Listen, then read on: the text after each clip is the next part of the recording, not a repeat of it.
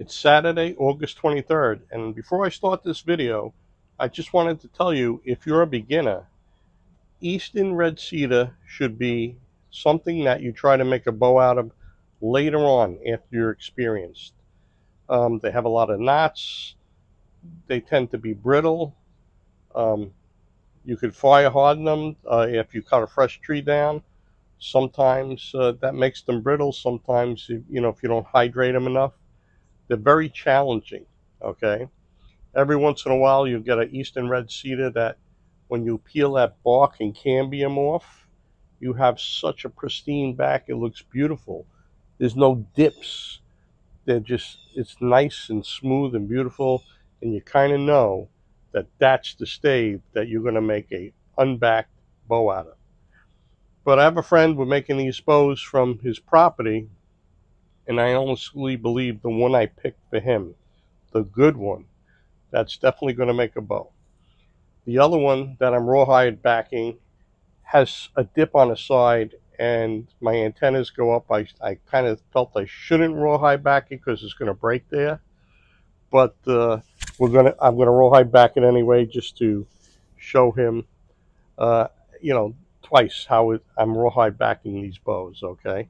So now we're going to begin. I'm going to show you how I start with the rawhide and process it and put it on. Okay. So just wanted to mention that before I started this video.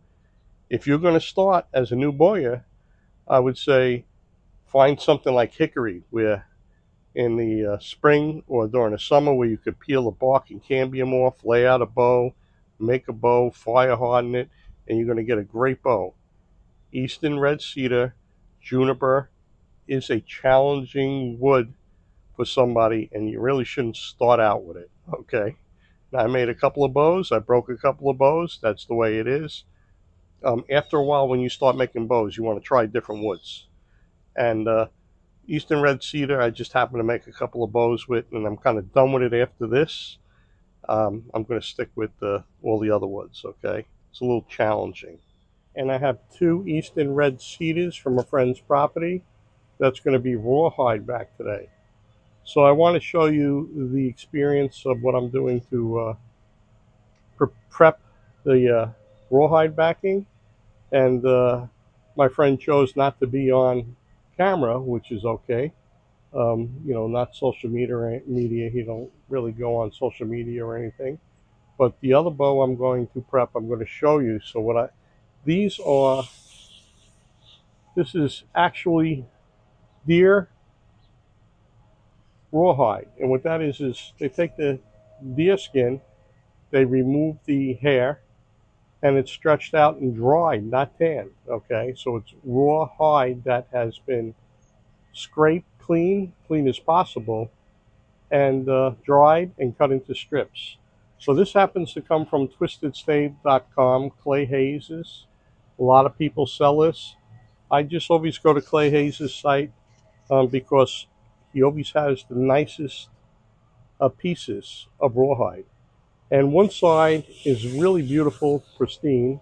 They can be stained or whatever, you know what I mean? They can come with a little discoloration.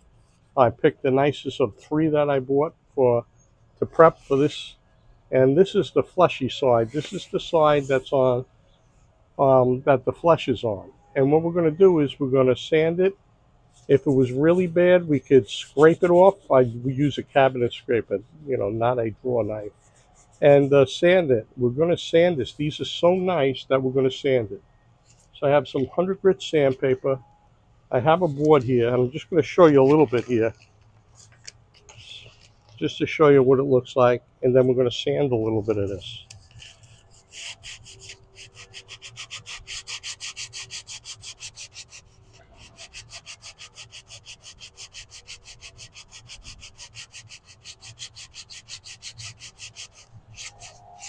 It cleans up real nice, and one side will always be a little thicker than the other. It's just the way it is. One side's always thicker than the other. Yeah, look how nice it cleaned up with just that little sanding with 100 grit sandpaper. We're going to continue this. Now on the end, let's see, this one here and this one, this is the thinner edge. So the thicker edge, and you can barely tell. I mean, really, they're really nice. What I do is I sand it down almost like a knife edge, and I overlap them. This is going to go in a handle. I will look at the bow, and the limb always favors one side, and I'm going to try and find out which part of the bow the string favors and where I'm going to put a shelf. Okay, because I want this overlapping to be above my hand. I don't want it to be where my grip is. I want it to overlap on the riser, but a little bit above where my hand or the shelf is. So the thicker end is going to be tapered a little bit, sanded a little bit more like a knife edge, and the same with the next piece. And this way they will join with like a knife edge, and they'll be flusher. And you could sand, I'll show you finishing them. We're going to sand them after it's done. I'm going to use Type-On to put this on, and I'll show you the process. Once I get the end touched up, other than a taper, I put a clamp and I'm able to pull this flat on a board and really get to process it. Get to sand it nice and smooth. This is 100 grit. You could use a little more aggressive, but I think 100 is fine, absolutely fine. If it takes longer, so be it.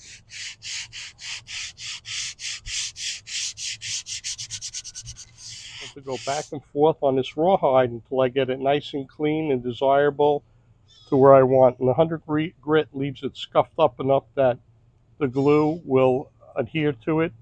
And then we're going to take out the bow, and we're going to use 36 grit to scuff up the back of the bow pretty good so the glue can get in the pores. And we're using Type-On 3 for this.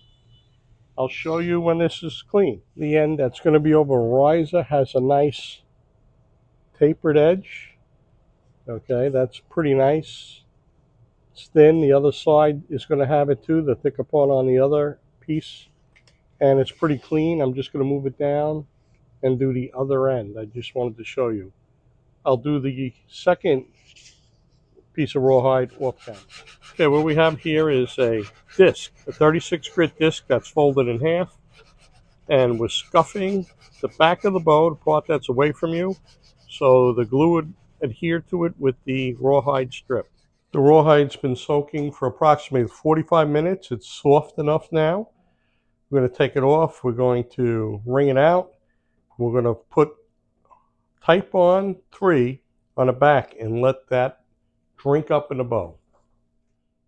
This is the deer rawhide that was soaking. It took about 45 minutes. It's nice, soft, and supple. And stretched it out a little bit, okay? And on the back of the bow now, we got the Type-On, and we're rubbing it and massaging it in. So hopefully the bow will drink that up. Then we're going to put some on this part here, the fleshy part that we sanded, and we're going to put the thick part towards the top, what's going to be the top of the bow, because when you grip it, I like to have where it meets above where the shelf is going to be. So I already marked what the top is, and the bottom will be a little longer, and the top will be, they will join with the knife edges above where you would grip it. So I'll start again. This has Type-On on it, and you can see it's drinking it up in some spots. And it's okay to dunk your hand in some water like this and make it a little more watery, because you want it to drink it up. And it's doing a good job, okay? And we have the top marked here. This is the top marked. I'm going to make it a little wetter. Okay, and where the top is, we're going to have more of the overlay on the top above where your handle will be. So one part's thinner and one part's thicker. This is a thicker part that we have a knife edge. And what we're going to do is we're going to put the Type-On on this. Okay, we're going to put some Type-On on this one. And for whatever reason, whenever I do this, I touch the bow, I get it up on my arm. It's messy. It's a messy situation here. And we're going to trim this once we get it on. Okay, we got wide limbs, so I'm leaving it wider.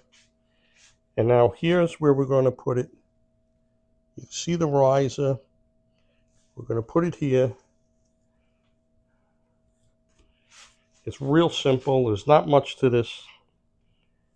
It's not rocket science.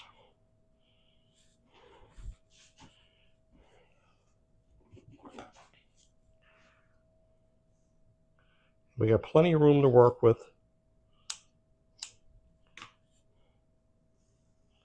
And what we'll do is I have these tip overlays are kind of abrupt, straight and abrupt.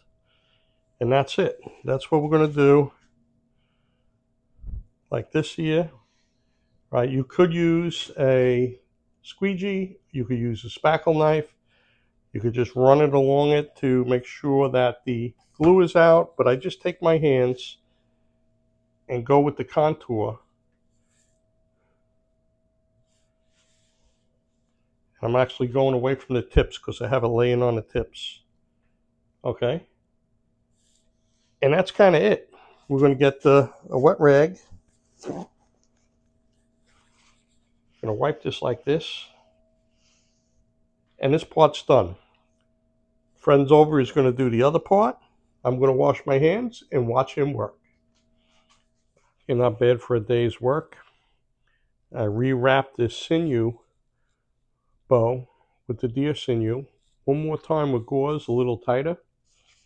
And these are the two rawhide back juniper bows that'll dry, and we'll trim them. Probably tomorrow we'll trim them. Good morning, it's August 24th. And it's the next day after rawhide backing the two bows, my friends. And this is a backup bow from his property. And what we're going to do is, these are Eastern red cedars that have rawhide. We're going to trim it and then check the edges to make sure that it's glued good. And all we have here is a box cutter, and we're going to lay it down flat once we start it.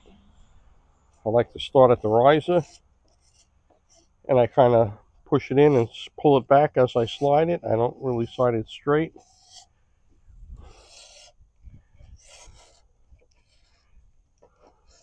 And if you were to catch wood, you would go in the opposite direction. Okay, so we're going to start up here by the tip too. And never cut into your hand with these. Okay, roll these away like this.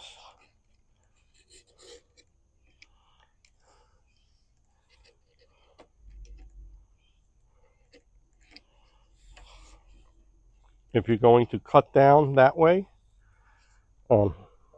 change, flip it over.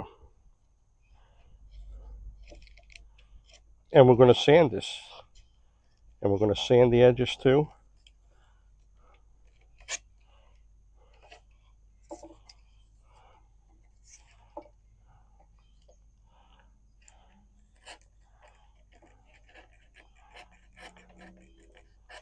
It's okay to like slide it along, pushing in and out.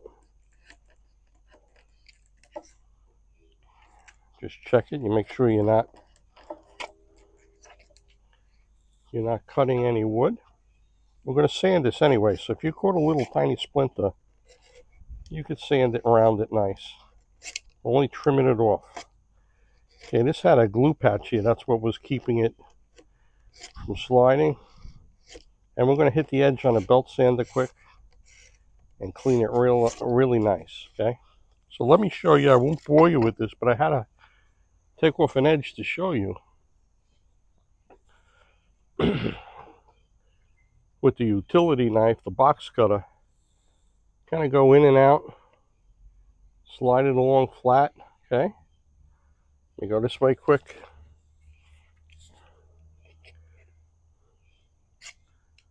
See if you can see this there. Okay, that's all there is to it. You're going to sand this, and we're going to check this good to make sure that it's glued down nice and there's no air gaps or nothing. But we did a great job. And again, this is a no wrap method, which is nice and clean. I'll show you when it's all trimmed. Okay, this is trimmed up, And I just hit this edge on the belt sander to show you how nice and clean it is. And you're not really removing a lot of material, I'm just touching it up, but I want to show you how it contours when you put your hand over it and just rub it in. Lines, look how nice it is. No wrap lines. It's dry. I just hit the edge on a belt sander, okay? And I'm going to lay out some tillering lines, and I'm going to check this out. It's dry. And when the time comes to finish this, I use a 230 grit. I'll take down this seam, which is very low because we have the nice knife edges, with 230, and then I use 4.0 steel wool and polish it out, and it looks nice. The next video will be a tillering video of my friend's bow after he trims it out. That no wrap rawhide backing, when you put your hand over to contour the wood, works great. Okay, so you've seen my tillering videos before, but I just wanted to show you that this is the backed eastern red cedar for my friend. And he's got it tillered, he's tillering it, and we got the string on a 6-inch brace height, and we got it down to a 16-inch draw length, and it's looking good. So we're on our way.